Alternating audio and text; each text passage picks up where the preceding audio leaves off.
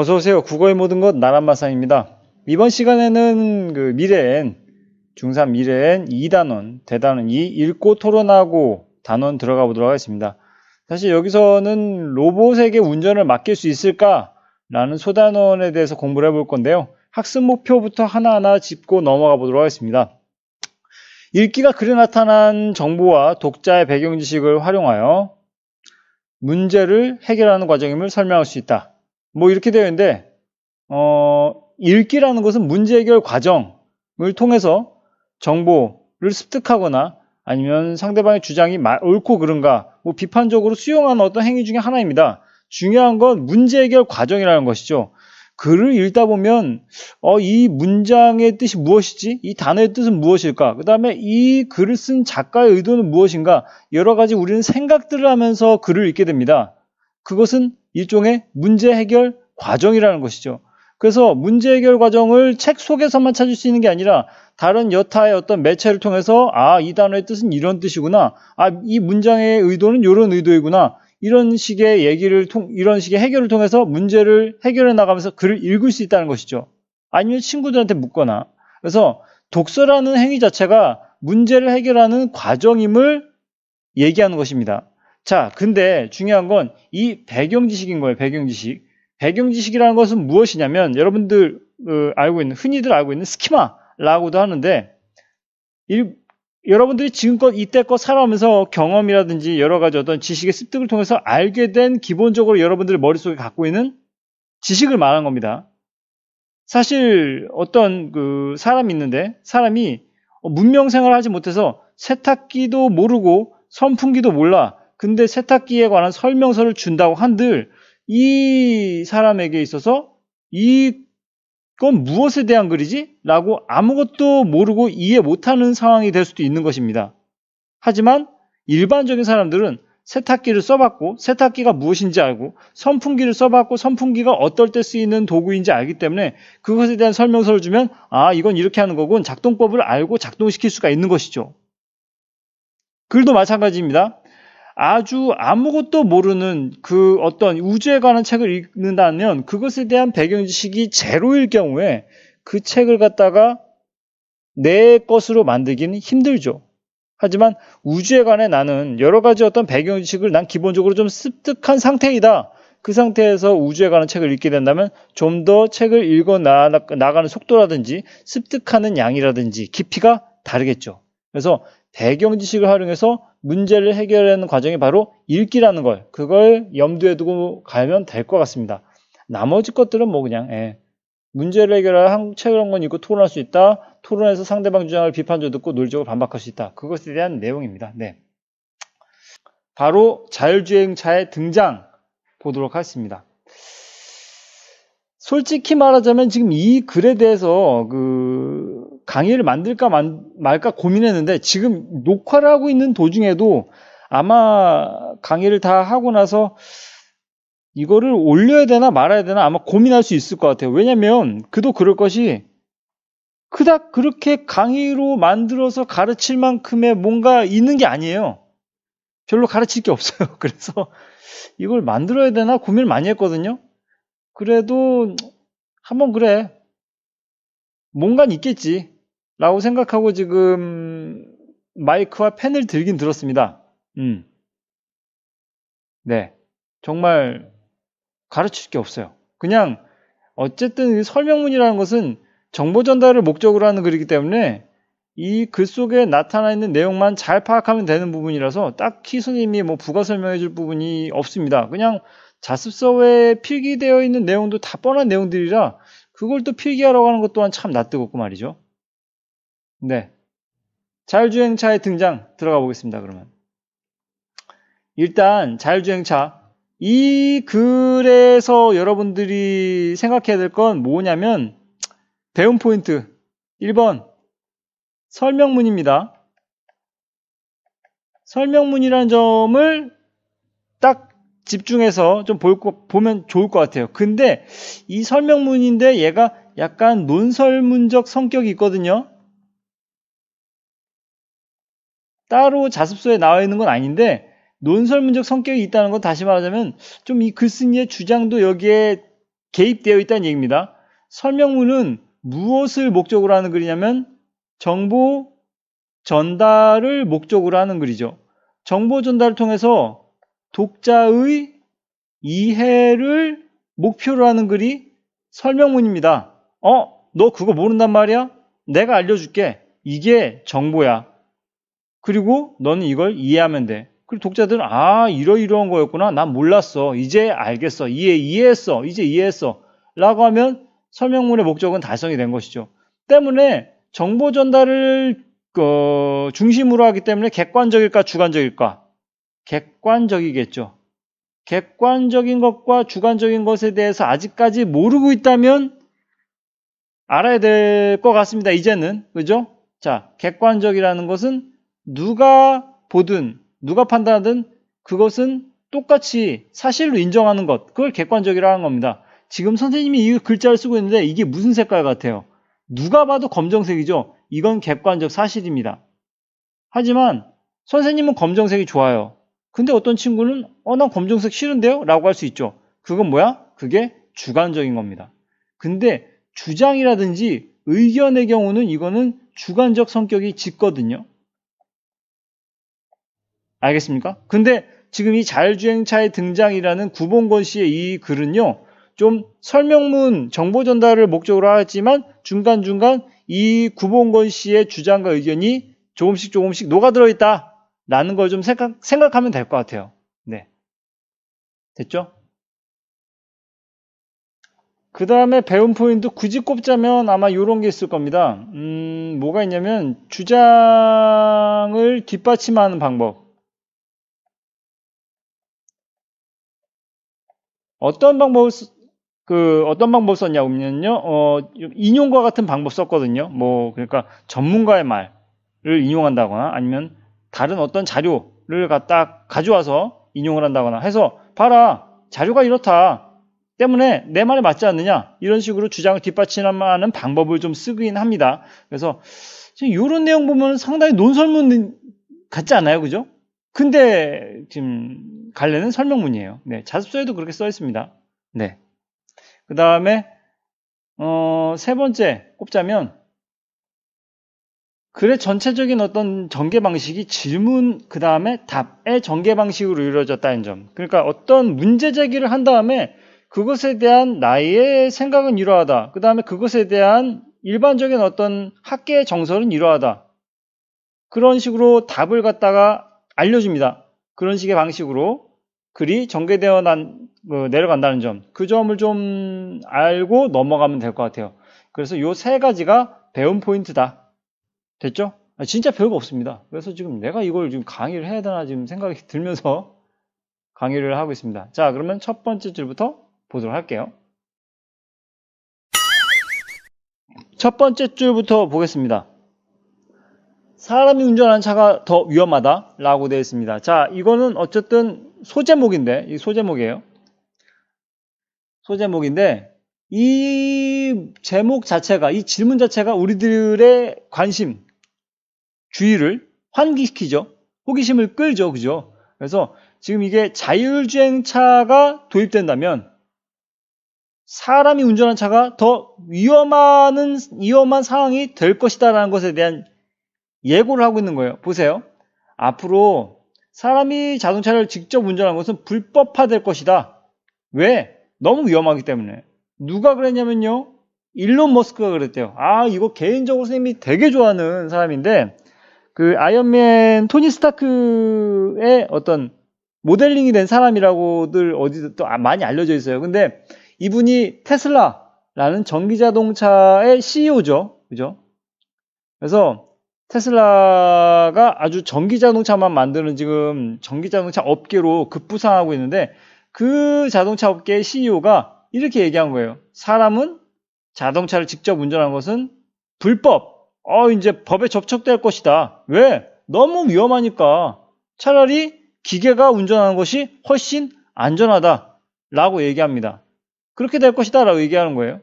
그러니까 이게 나중에는 어떤 통계 수치에 의해서 지금 이게 좌지우지 되겠죠. 그죠? 그래서 연설한 내용인데 자율주행차가 사람이 운전하는 자동차보다 훨씬 안전하며 널리 보급된 후에는 사람의 운전이 금지되리라는 것이 머스크의 전망, 예언이 그렇대요. 자, 이 중에서 생소한 단어들에 대한 설명 자소서에 나와 있는 대로 그대로 써줄게요. 컨퍼런스, 공통의 전문 주제를 가지고 긴 시간에 걸쳐 열리는 대규모 회의입니다. 그 다음에 마지막 줄 부분에 이 부분은 자율주행차가 널리 보급될 것이라고 생각하는 거예요. 일론 머스크가. 실제 지금 뭐 관심 있는 친구들도 꽤 많겠지만 테슬라 자동차의 지금 자율주행 능력이 지금 현재로서는 가장 우수한 걸로 지금 나타나 있어요. 그러니까 완전 자율주행은 아직까지는 안 되고 있지만 그게 법률로서 좀 저촉이 되기 때문에 그렇지 못하는데 핸들에서 양손을 떼고 스스로 차선을 변경하는 그런 수준의 그 자율주행 능력을 보여주고 있거든요. 그래서 일정 시간 동안 더 오래 핸들을 계속 떼고 있으면은 경고등이 막 떠요. 막 핸들 잡으라고. 현재는 지금 그런 상황까지 지금 과학이 많이 발달했어요. 그러니까 나중에는 언젠가는 이게 핸들을 아예 잡지 않고 그냥 신문을 보면서도 이게 운전하게 되는 그런 날이 오겠죠. 어쨌든 지금 현재 사람이 운전하지 않고 기계가 스스로 전자적인 어떤 판단과 주변의 상황을 카메라로 관찰해서 운전하는 시스템이 지금 꽤나 아주 안정적으로 운전할 수 있게끔 기술이 발전이 됐어요. 이제 법률적인 문제가 남아있어서 지금 계속 핸들을 떼어놓고 있을 수가 없는 그런 상황인 거죠, 현재는요. 네. 네, 그 다음.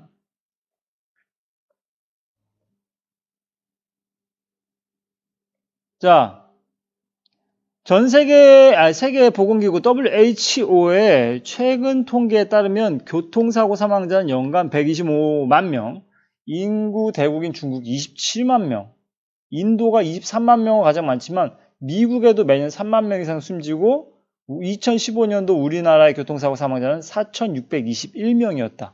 꽤 많이 죽고 있죠. 그죠? 자, 근데 여기서 여러분들이 체크해야 될 점은 바로 이런 겁니다. 세계보건기구의 최근 통계에 따르면 이라는 것. 이것은 무엇을 얘기하냐면 인용 자료에 대해서 얘기하는 거예요. 인용 자료. 인용한 자료. 무엇에서 인용했냐? 세계보건기구의 통계를 따랐다라는 거죠. 그러니까 세계보건기구의 통계는 믿을만하죠. 옆집 아저씨의 통계보단 낫잖아요. 그죠? 그죠? 그래서 일반적으로 그 공신력이 있다. 그러니까 공적으로 믿을 만한 어떤 힘을 가지고 있는 수치를 따지려면은 그러면 상당히 그 국가적 기관을 따지는 게 가장 공신력이 있다고 믿을 만해요. 알겠습니까? 그래서 어떤 자신의 글이라든지 말이라든지 그 내용에 대해서 상대방에게 이거는 되게 믿을 만한 내용이거든 하고 말하고 싶다면 공신력 있는 기관의 자료를 가지고 와서 들이밀면 끝나는 거예요, 게임이. 그래서 지금 이 글에서도 지금 이 사망자에 대해서 지금 설명을 하기 위해서 WHO 세계보건기구의 통계를 가지고 왔다. 그러면 아주 믿을 만한 인용 자료를 활용했음을 알 수 있다는 거죠. 그죠? 때문에 이런 방식으로 글을 전개했다는 것은 상당히 신뢰성, 믿을 만한 성질이 아주 높아진다 라고 볼 수가 있겠죠. 그죠? 근데 뭐 비판적으로 좀 읽자면 최근 통계라는 말이 그닥 그렇게 좋진 않아요. 사실 최근 통계라는 말보다는 두루뭉술하니까 2015년 통계에 의하면 2019년 통계에 의하면 이런 식으로 몇 년도인지 구체적으로 수치를 말해주면 좋을 것 같아요. 근데 여기서는 구체적인 수치 말해줬죠. 2015년 우리나라 교통사고 사망자는 4,621명이라고. 그죠? 자, 그 다음에 교통사고의 90%는 운전자의 실수에 따른 것이지 도로나 기계장치 결함 등의 사고가 발생한 경우는 10% 수준. 알겠죠? 그러니까 이걸 그래프로 본다면 요만큼이 도로, 그 다음에 기계, 장치의 어떤 결함, 알겠죠? 이게 다 운전자, 이만큼이, 대부분이, 그죠? 여기서 말하고자 하는 내용은 그러니까 결국엔 이런 겁니다.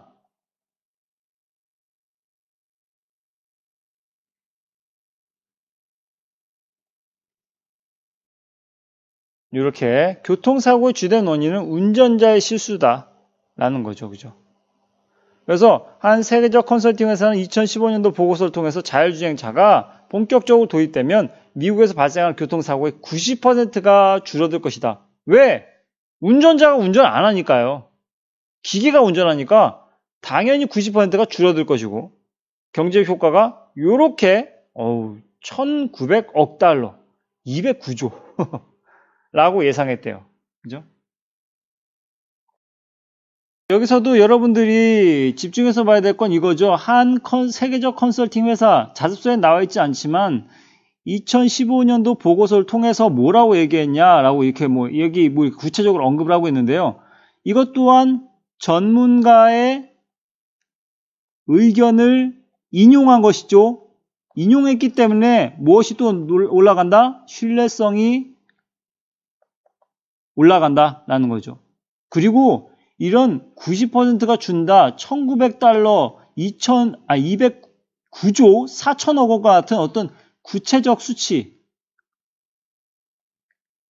얘 또한 정보의 어떤 정확성이라든지 그 다음에 신뢰성이 높아지게 되는 결과를 가져온다는 얘기예요. 왜냐하면 경제적 효과가 높을 것이라고 예상한다라는 말보다는 매년 얼마가 도대체 구체적인 숫자로 얘기하면 정확도가 높아지죠.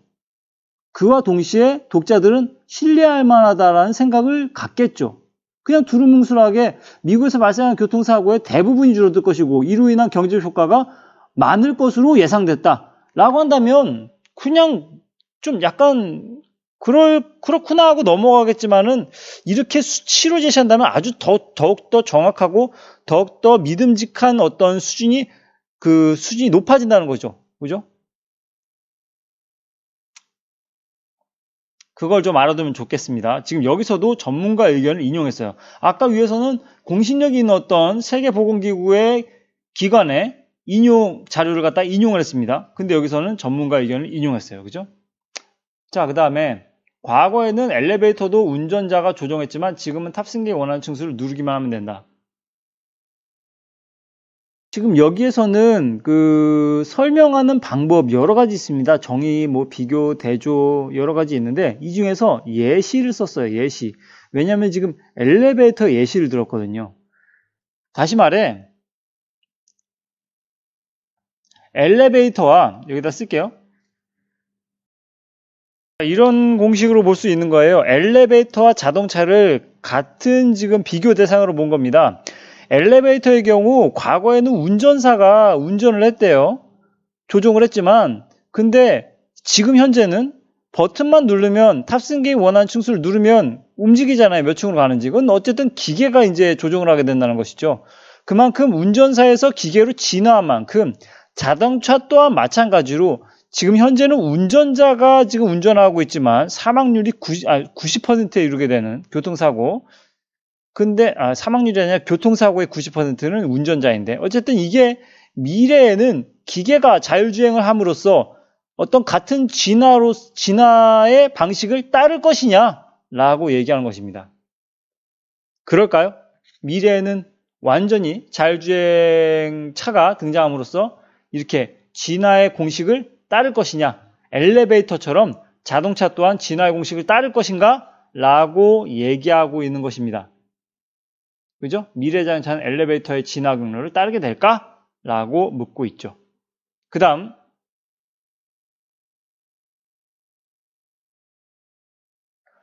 헨리 포드가 노동자들도 구매할 수 있는 자동차 모델 T를 출시한 것은 20세기를 자동차 문명세기이자 대중사회를 만든 결정적 계기였고 로봇과 자동화의 시대가 될 21세기에 자동차의 진화는 지난 세기처럼 많은 사람에게 가장 직접적인 변화로 느껴질 것이다 라고 얘기했습니다.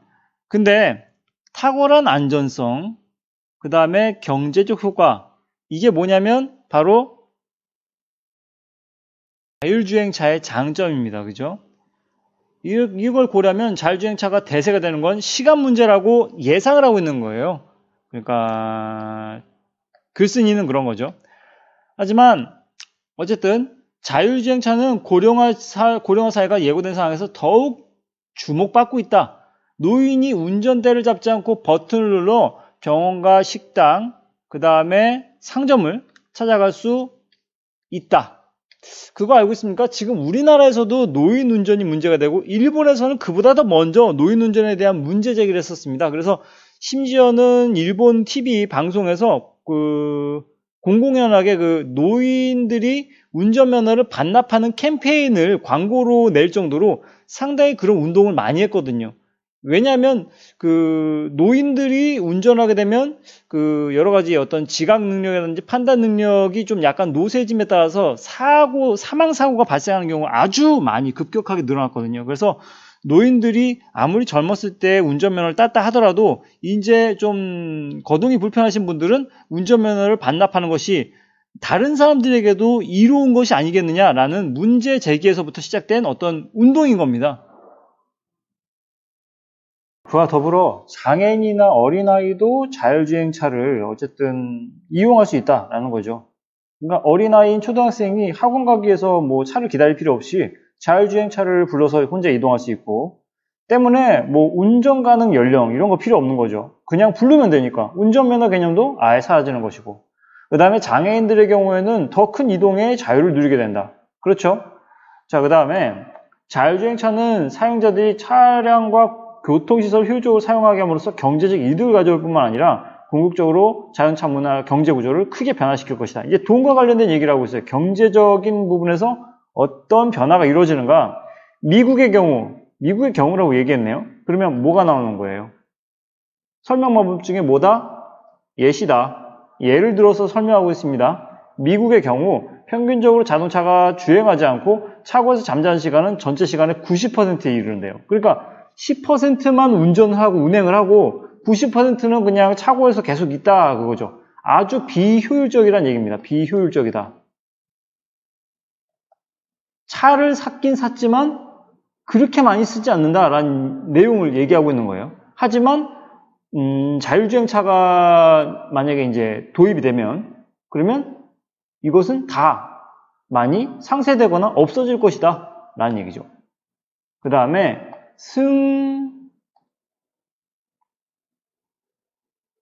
왜 안 나와? 승용차를 유지하는 데는 가구소득의 20%가 들어간다. 가구소득이 100%라고 한다면 그 중에서 승용차 유지 비용이 20%예요. 아직 자동차를 소유하지 않았겠지만 이 학생들은 그 자동차를 소유하게 되면 여러 가지 들어가는 비용들이 많습니다. 굳이 설명해 주자면 기름값은 물론이거니와 차가 만들어졌다고 해서 그게 계속 아무 탈 없이 운행되리라고는 상상할 수가 없어요. 그죠? 물론 기기이기 때문에 계속 만져주고 계속 손봐주고 쪼이고 막 그렇게 해야 돼요. 또 어느 순간 탈이 난단 말이에요. 그러면 수리비용 이것저것 다 생각하면은 가구소득의 20%가 들어갑니다. 거기다가 보험료까지. 그죠? 여러 가지 자동차세도 들어가겠죠? 그래서 20% 훌렁 들어갑니다. 그래서 자율주행차를 차량 공유 시스템과 연결하면 유지비, 세금, 주차 관리에 많은 시간과 비용이 절약된다 그거죠. 왜? 소유하지 않아도 되니까. 내 차가 아니니까요. 그냥 차량 불러서 이동하고 그러면 되는 거잖아요. 사실 차량의 필요는 우리가 빠르게 어디에서 어디로 이동하기 위함인데 내 소유의 차량이 있는 게 아니라 자율주행 시스템만 갖추게 되면 차를 불러서 그냥 이동하기 때문에 주차장도 필요 없는 거죠. 그래서 나를 태우고 원하는 곳에 데려다 준다. 차량은 주차장을 찾아 헤맬 필요가 없다라는 거죠. 굳이 개인이 소유할 필요가 없다라는 거죠. 그래서 자율주행차가 보편화가 되면 스포츠나 취미 활동이 될 것만 같다라고 예상을 조심스럽게 하는 거죠. 그죠? 글쓴이는.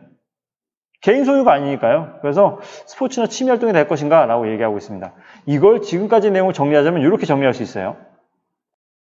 자, 이렇게 아까 그래서는 자율주행차가 가져올 변화들에 대해서 얘기했는데 다 장점 위주로 얘기를 했습니다. 그래서 첫 번째가 일단은 안정성에 대해서 얘기했어요. 사실 안정성과 그 다음에 경제적 효과에 대해서 얘기를 했습니다. 근데 이 안정성에서는 노인과 그 다음에 또 어린아이, 그죠? 어린아이. 그 다음에 장애인.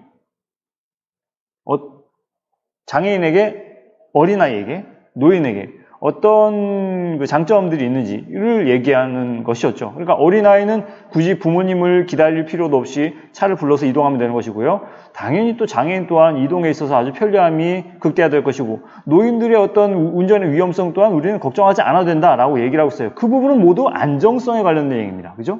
그 다음에 경제성을 따지고 있으면은 여기에서는 경제성에 대해서는 얘기를 하되 예를 들었습니다. 그러니까 예시를 들었다는 얘기죠. 무엇을 예시를 들었냐면 미국의 경우를 예로 들어서 설명했다는 게 중요한 것입니다. 차고에 있는 시간이 90%라고 했어요. 그 다음에 가계소득에 비해 가계소득의 20%가 유지비다. 그런데 이 개념이 사라지게 될 것이다 라는 거죠. 자율주행차가 도입이 되면 이런 것들이 이제 거의 없어지게 된다는 것이죠. 왜냐하면 개인 소유의 차량이 아니기 때문이죠. 사실 공유의 개념으로 발전되기 때문에, 그래서 그 개개인이 차를 소유하고 있지 않기 때문에 차고에 차가 있는 시간에 90%가 있을 필요가 없는 거고요. 가계소득의 20%를 유지비로 쓰지 않아도 된다 그 말입니다. 그죠? 그러니까 얼마나 경제적으로 효율적인가를 얘기하고 있는 것이죠. 더군다나 주차장도 필요 없다고 하잖아요. 그죠? 주차장 필요 없다. 그죠? 그래서 결국엔 일부 마니아들, 그죠? 마니아 층들의 어떤 스포츠가 될 것인가, 혹은 취미, 스포츠나 취미쯤으로 바뀌지 않을까라고 자율주행차가 가져올 변화에 대해서 예상을 하고 있는 것입니다. 됐죠? 자, 그 다음 페이지. 자, 제목이 이렇게 되어 있습니다. 우리는 운전대를 로봇에게 넘길 수 있을까? 넘길 수 있을까요? 회의적인 어떤 질문인 겁니다. 아, 정말 이게 넘길 수 있을까 없을까? 이런 어떤 궁금증에서 나오는 질문인 건데, 보세요. 자, 도로에서 성공적으로 안정성과 성능을 검증받았다 하더라도 일반인이 자율주행차를 구매하려면 먼저 해결해야 될 과제가 적지 않은데 여러 가지 있는데, 그 중에서 첫 번째가 가격이 충분히 낮아져야 하고, 이렇게 쓰면 될 것 같습니다. 자율주행차가 대중화되기 위한 조건 1번. 그 다음에 자율주행차를 고려한 신호체계와 도로시설 등의 인프라 구축. 그러니까 간단히 말하자면 인프라 구축인데 이게 2번이 된 겁니다. 이 두 가지가 되어야 된다라고 했습니다. 근데 전문가들은 자율주행차의 대중화와 관련해서 기술적 문제가 가장 간단한 과제이며 사람들이 좀처럼 운전대와 기존의 운전 습관을 포기하지 않을 것이라는 사용자 수용성이 가장 해결하기 어려운 문제. 그러면 이것 또한 포함해야 되겠죠. 사용자 수용성. 이게 세 번째. 이걸 해결해야 된다. 그래서 운전자들에게 핸들을 꽉 잡고 붙잡고 꽉 막힌 교차로에서 이런 것들이 짜증나지만, 출근길에 꽉 막히는 것도 짜증나지만 시원하게 뚫린 어떤 도로를 드라이브하는 것도 참 즐거웁니다. 그러니까 간단히 말하자면 운전자들은 꽉 막히는 게 짜증나는 것도 있겠지만 뻥 뚫린 길을 막 정말 기분 전환하려고 드라이브하는 것도 참 포기할 수 없는 즐거움인데, 이걸 포기하겠느냐 그거죠. 내가 주체가 돼서 내가 운전대를 잡고 내가 멋지게 운전하는 그런 즐거움이 있는데 그걸 포기하겠느냐 그거죠. 기계에게 운전대를 맡기겠느냐 그거죠. 때문에 이것도 정리하자면 이런 겁니다. 지금 여기서 얘기했듯이 전문가는 기술적인 문제, 그러니까 그 자율주행차가 대중화되기 위해서는 기술적인 문제, 그 다음에 사용자의 수용성, 이렇게 두 가지로 본다면 얘가 더 해결하기 어려운 난제라는 거죠.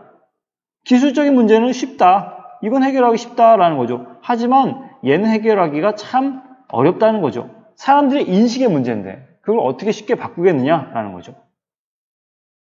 그래서 이 기술적 문제라는 건 앞서 말했던 뭐가 되냐면 어떤 자율주행차를 고려한 어떤 신호체계, 그죠? 그 다음에 도로시설, 이런 것들, 이런 것들은 기술적인 문제인데 이건 해결하기 쉽다 그거예요. 하지만 일반적인 어떤 대중들의 그 운전에 대한 어떤 여러 가지 즐거운 어떤 경험과 기억, 이런 것들을 다 포기하게끔 할 수가 있겠느냐라는 거죠. 어렵다라고 얘기하는 겁니다. 다음 페이지.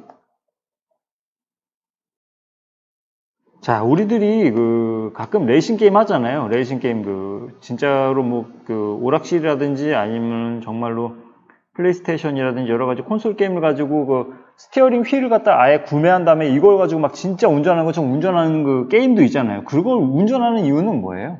어떤 몰입감, 그 다음에 성취감을 맛보기 위해서인 거죠. 그러니까 여러 가지 어떤 꼬불꼬불한 길을 정말 빠른 레코드를 가지고 정말 아슬아슬하지만 그 희열과 쾌감이 있는 거잖아요. 운전할 때. 그것을 너무 미끄러지지 않고, 그 다음에 전복되지 않은 상태로 정말 빠르게 운전하는 그런 몰입감과 성취감이 있는데, 그것을 정교한 기계 장치에게 넘기겠느냐, 그죠? 이게 운전하는 데 운전할 때 쾌감이라는 게 100마력이 넘는 강력하고 정교한 기계 장치를 내 마음대로 컨트롤하면서 목표를 향해 나아가는 일상의 즐거움과 성취감이 있다는 거잖아요. 근데 그걸 통제권을 컴퓨터한테 넘기고 좀 더 보람있고 즐거운 무언가를 하라고 한다면 상당한 저항을 부를 수 있다. 일반적인 대중들에게는 상당한 저항을 불러일으킬 수 있다. 그거죠. 때문에 개인에게 즐거움과 성취감을 주는 행위, 이것은 무엇이냐면 모르겠어요. 사람이 직접 운전하는 것일까요? 아니면 자율주행차가 운전하는 것일까? 즐거움과 성취감을 주는 건 사람이 운전하는 것이죠. 반대로 지루하고 무의미한 시간, 이것은 무엇일까? 자율주행차가 운전하는 것이죠. 들로 인해서 운전대를 기계들에게 넘기지 않을 것만 같은 저항감을 불러일으킬 수 있다라고 얘기를 한 겁니다. 자, 그 다음에 아주 어려운 문제인데 이게 윤리적 딜레마. 그러니까 내용이 어렵다는 얘기가 아닙니다. 이건 자율주행차를 도입하는 데 있어서 가장 어려운 문제가 바로 이거예요. 여기서 항상 부딪히거든요, 사람들은요. 자율주행차의 운행에 적합한 법규가 만들어지고 사회와 소비자가 요구한 기술적, 경제적 기준과 안정성 기준을 충족하면, 그러니까 앞서 나왔던 여러 가지 것들을 다 이제 먼저 해결해야 될 과제들을 다 해결하고 나면 우리는 서슴없이 자율주행차를 선택할 수 있을까? 그렇지 않다는 거예요. 문제가 하나가 남아있는데 그게 뭐냐면 어떠한 선택도 만족스럽지 못한 결과가 이루어지는 딜레마의 문제. 그러니까 운전을 하다가 어떤 문제에 봉착하게 됩니다. 어떤 문제 상황에 도달하게 됐어. 근데 A 혹은 B밖에 선택할 수 없는데 그 어떤 쪽을 선택하더라도 이거는 문제가 돼. 그런 상황에서 인간이 판단하는 것과 기계가 판단하는 것에 어떤 윤리적인 어떤 딜레마가 있다는 거죠. 해결될 수가 없는 윤리적인 문제가 있다는 것이죠. 봐봐요. 비용이 많이 들고 시간이 오래 걸려도 기술이나 합의로 대책과 답을 마련할 수 있다면 결국은 해결될 문제다. 진짜 어려운 문제는 답이 없는 문제인 딜레마. 이건 답이 없다는 거죠. 정확히 말하자면 무인 차량과 로봇 문제라기보다는 사람이 로봇의 판단 메커니즘과 결과를 어떻게 설계할 것인가 하는 문제이다. 어쨌든 그 로봇의 판단도 인간이 설계하는 것이잖아요. 그죠? 그래서 터널 문제, 사고 실험의 예를 봅시다. 자율주행 모드로 운행 중인 당신의 차가 좁은 1차선 터널에 진입하는 순간 근처에 있던 어린아이가 발을 헛디뎌서 도로 위로 넘어지는데 차가 아이를 피할 시간은 없고 아이를 치고 터널로 진입하든가 아니면 터널 입구 암벽에 차를 부딪혀서 아이를 구하든가 대신 자신은 죽거나 다쳐야 된다. 이제껏 이런 유형의 윤리학적 문제는 말 그대로 사고 실험일 뿐이었다. 유사한 실제 상황에서 사람은 도덕적이나 윤리를 생각하고 판단할 겨루 없이 본능이나 습관에 따라서 행동해야 된다. 일반적으로 교통사고 시에 조수석 부상률이 운전석보다 높다. 짧은 순간이지만 운전자가 본능적으로 자신을 보호하는 방향으로 운전대를 조작하는 성향 탓이다. 이러한 결과에 대해서 운전자에게 책임을 묻진 않는다. 하지만 컴퓨터는 모든 것을 사전에 계산에 입력한 대로 실행하는 기계이기 때문에 사고를 앞둔 상황에서도 판단이 흐려지거나 지체되지 않는다. 컴퓨터의 1초는 엄청난 규모의 연산을 수행할 수 있는 긴 시간이다. 사람 운전자는 면책되었던 사고 상황에서 곤란한 선택을 자율주행차는 피할 수가 없다. 사람 운전자는 면책되었던 사고 상황에서의 곤란한 선택을 자율주행차는 피할 수 없다. 자, 그러니까 이렇게 볼 수 있는 거죠. 곤란한 상황이라고 봅시다. 곤란한 상황 속에서 어떤 판단을 했어. 근데 운전자는 면책, 즉 책임이 없다, 무죄라고 할 수 있는 그런 상황 속에서 그 자율주행차는 면책이 되지 않는다는 얘기예요. 무죄로 볼 수가 없다는 거예요. 왜냐? 운전자는 어떤 본능에 따랐을 뿐이고 본능에 따라서 행동하는 것이지 무슨 판단에 의해서, 사고의 판단에 의해서 행동하지 않았을 그런 행동들 있잖아요. 그런 것들은 면책을 받을 수 있는데 자율주행차는 본능이라는 게 없다는 거죠. 본능이 있습니까? 없어요. 그러니까 뭡니까? 어떤 판단에 의해서 움직였을 거라 그거죠. 그럼 판단에 의한 어떤 행동의 결과는 어떻게 된다? 이거는 면책을 받을 수가 없다. 어떤 판결을 받아야 된다라는 거죠. 저 행동이 옳으냐 그르냐에 대한 판결을 받아야 된다는 것이죠. 알겠죠? 자, 이런 상황을 생각해 봅시다. 여기 EBS 다큐멘터리에 나왔던 내용인데 같은 그 윤리적 딜레마예요. 자율주행차가 이렇게 정상적으로 진행을 하고 있는데 저 건너편에서 그러니까 술을 먹고 운전하면 안 되지만 술을 먹고 오토바이를 탄 운전자가 막 이리저리 막 여리저리 막 하면서 비틀비틀거리면서 운전해 오고 있는 거죠. 그런데 중앙선을 침범해서 넘어오는 거죠. 이 앞쪽으로. 그 다음에 자율주행차의 우측에는 다른 오토바이 운전자가 있어요. 정상적으로 그냥 운행하고 있는 오토바이인 거죠. 그때 이 정중앙으로 이렇게 그 중앙선을 침범해서 여기 오는 이 오토바이를 피하고 이쪽에게 피해를 주겠느냐 아니면 그냥 얘를 받고 넘어가겠느냐의 어떤 길이 있다면 아주 빠른 속도로 달려오는 거기 때문에 A와 B의 선택지밖에 없는 거야. A의 선택지는 저 중앙선 넘어왔는데 그냥 무고한 오토바이 운전자를 갖다가 칠 수는 없다. 그래서 그냥 이 중앙선 넘어오는 사람을 갖다가 치자. 대신 얘는 죽습니다. 즉사의 가능성이 거의 100%다라고 기계가 판단 내렸어.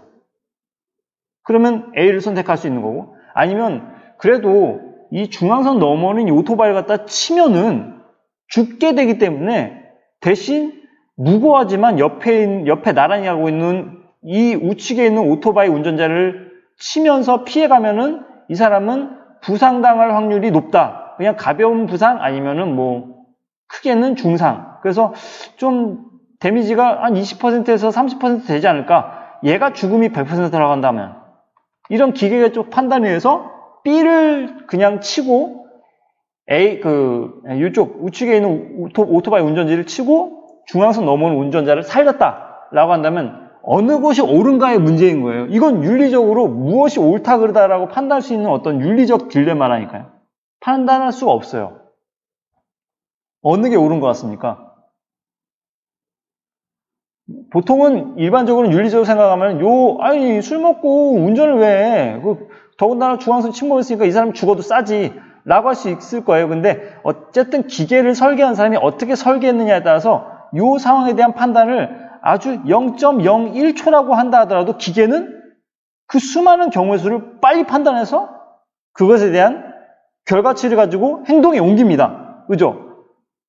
알파고가 그랬듯이 여러 가지 경우의 수를 갖다 아주 수많은 그런 연산을 갖다가 거듭한 끝에 결론 내리고 빨리빨리 그렇게 바둑을 두잖아요. 그것과 마찬가지로 기계들은 인간처럼 오래 생각하지 않는다니까. 아주 찰나의 순간에 여러 가지 경우의 수를 두고 가장 피해가 적은 곳으로 문제를 해결하러 드는 경향이 있을 수 있다는 거죠. 이걸 갖다가 어떻게 해야 되느냐. 아주 어려운 문제라는 거죠. 그 다큐멘터리에서는 중앙선을 침범한 이 오토바이 운전자를 죽게 할 수는 없으니까 이 애를 살리고 대신 이 무고한 우측에 달리고 있는 오토바이 운전자를 갖다가 치고 이 사람을 부상 입히는 것으로 얘기가 나왔었어요. 근데 그게 과연 옳은 판단이었느냐라는 것에 대한 문제를 제기하는 다큐멘터리였던 거죠. 그죠? 그런 것이 아주 윤리적 딜레마의 가장 대표적인 케이스라고 볼 수가 있어요. 됐죠? 자, 마지막으로 여기 일반적으로 교통사고 시에 조수석 부상률이 운전석보다 높다. 짧은 순간이지만 운전자가 본능적으로 자신을 보호하는 방향으로 운전대를 조작하는 성향 탓이다. 라고 얘기한 부분에 노란색 표시를 친 이유는 뭐냐면요. 바로 전에 그림, 이건 좀 편집이 좀 잘못된 것 같은데 어쨌든 여러 가지 이유에 대해 이렇게 했겠지만 여기 내용이 있어요. 예, 바로 전 페이지에 나와 있는데 일반적으로 뭐뭐 탓이다라는 어떤 말이 합리적이고 타당한 것일까? 라고 여자아이가 문제 제기를 했어요. 그러니까 좀 비판적으로 읽기 시작했다는 것이죠. 근데 남학생은 이렇게 말해요. 조수석 부상률이 운전석보다 높다는 통계를 다른 책에서 본 적이 있어. 그러니까 그 말은 그 통계는 틀린 건 아닌 것 같다라고 얘기를 하는 거죠. 그죠? 그런데 말이죠. 운전자의 본능 때문에 조수석 부상률이 높다고 성급하게 단정 짓는 것 같다. 그러니까 성급한 일반화에 오르라고도 얘기하는데 그냥 몇 가지 케이스를 가지고 전체가 다 그렇다고 얘기하는 건 일반적으로 그렇다고 얘기하는 건 좀 성급한 판단이 아닙니까? 라고 문제 제기하는 겁니다. 그러면서 맞아, 내가 본 뉴스에서는 택시 조수석에 에어백이 없는 경우가 많다고 했어 라고 하면서 조수석의 부상률이 높은 이유는 에어백이 택시 같은 경우에는 에어백이 조수석엔 없기 때문이라고, 그래서 조수석의 부상률이 높다라는 거지. 근데 이 짧은 시간에 운전자가 본능적으로 자신을 보호하는 방향으로 운전자를 조작하는 성향 탓이 일반적이다라고 얘기하는 건 좀 성급한 얘기가 아닐까라고 문제 제기를 한 겁니다. 근데 이 말도 맞는 것 같고, 그 다음에 택시의 조수석에 에어백이 없기 때문에 그 조수석의 부상률이 높은 것도 맞는 말 같고, 그러니까 일반적이라는 말은 상당히 조심스럽게 써야 되는 부분인 겁니다. 그래서 일반적이라는 말을 쓰려면 역시 아까 앞서 말했던 대로 어떤 통계조사 자료를 가지고 와야 되죠. 그냥 밑도 끝도 없이 일반적으로라고 얘기하면 이게 문제 제기를 당할 확률이 높습니다. 그래서 제대로 하려면은, 굳이 제대로 하려면 아까 말했듯이 어떠한, 어느 기관에서 몇 년도에, 그러니까 언제, 어디에서, 언제, 뭐 2015년도에 조사한, 그러니까 뭐 아까 WHO, 뭐 이런 식의 뭐 자료 조사에 의한 WHO가 조사한 자료에 따르면, 뭐 이런 식으로 얘기를 하면 되죠. 몇 퍼센트가 어떤 상황을 인해서 어떻게 사고가 났고 몇 퍼센트가 이렇게 사고가 났다더라. 구체적인 수치. 이렇게 대충 써봤는데 요 세 가지의 조건만 갖추더라도 상당히 글의 신뢰성이 높아지는 거죠. 근데 요런 식의 노란색 글과 같이 일반적으로 이렇게 높다 이런 식으로 얘기하면 좀 약간 신뢰성이 떨어지죠. 언제 누가 조사했는데 그리고 어느 정도 수치가 나왔다더라 라고 얘기하면 아주 그냥 이거는 깔끔한 거죠. 신뢰성이 높아지는 거죠. 믿을 만한. 그죠? 자, 그러면 핵심 정리하고 그 다음에 마치도록 하겠습니다. 네, 이 정도입니다. 갈래 설명문이고 해설적, 논리적입니다. 성격이 그렇죠. 그 다음에 주제는 자율주행차의 도입과 전망과 과제. 특징은 전문가의 말이나 다양한 자료를 인용했습니다. 인용의 방식을 많이 사용했다는 게 특징이었죠. 그러면서 자신의 주장을 뒷받침한, 주장을 뒷받침했다 이런 얘기 보면 마치 논설문 같은데 설명문입니다. 그래서 그렇게 생각하면 안 될 것 같아요. 설명문인데 왜 주장이 들어가 있죠? 그럴 수 있습니다. 그러니까 뭐 100% 설명문, 100% 논설문이라는 건 없어요. 네. 그 다음에 핵심 질문을 던지고 그 질문에 답을 찾아가는 방식으로 내용을 전개했습니다. 네. 강의 이 정도로 하고요. 개인적으로 상당히 좀, 강의를 녹화 시작할 때 이걸 해야 되나 싶을 정도로 가르칠 게 딱히 없는데 라고 생각했던 그런 단원이었습니다. 그래도 뭐 어쨌든 꾸역꾸역 가르쳐 보긴 했는데 여러분들한테 도움이 됐으면 좋겠습니다. 네. 다음에는 더 유익한 강의로 돌아오도록 하겠습니다. 도움이 됐다면 구독과 좋아요 부탁드리겠습니다. 감사합니다.